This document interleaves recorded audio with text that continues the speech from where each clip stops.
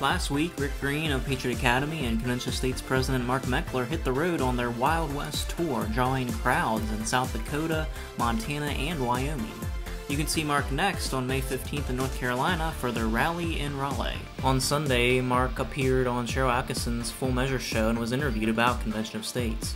There's a growing movement to make big changes by returning power to the states. The question is, do we get it done soon enough? That's really my big question, not whether it happens. Do we get it done before the country comes apart? The push for a Convention of States and the sometimes surprising breakdown of support and opposition. You can watch that entire interview at fullmeasure.news.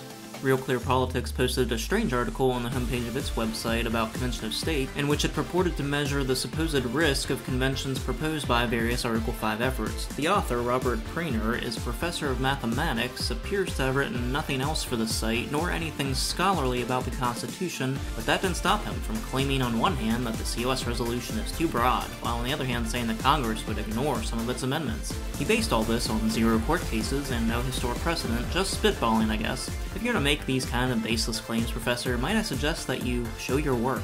On the other hand, a citizen in Idaho penned a letter to the editor. Stephen Hall wonders why Idaho legislators are not doing anything about the current downward spiral in America. To reel in federal overreach, he encourages the Idaho legislature to support and pass the COS Action Resolution. Speaking of letters to the editor, Phase 1 of the Convention of States Letter to the Editor contest is complete.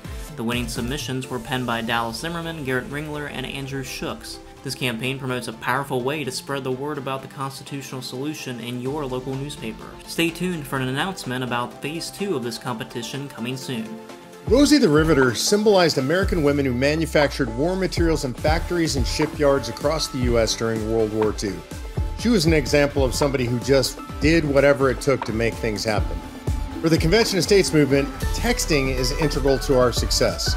We send people texts with information about when to vote, invitations to local COS events, and calls to action to contact their state legislatures at key junctures. We need your help in introducing a patriotic character that'll represent and promote our activist texting program.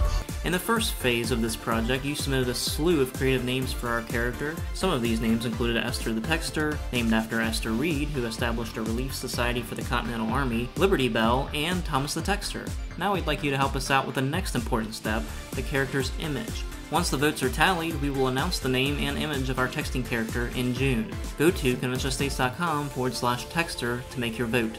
This week, a new show is coming to the Convention of States podcast. Grassroots Groundbreakers features interviews with everyday citizens who are making a difference as they share stories of success and simple strategies for making a difference in politics.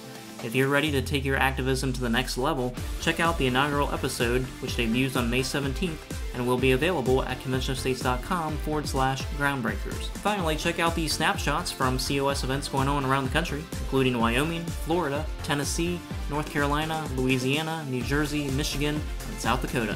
And now, you're up to date with Convention of States.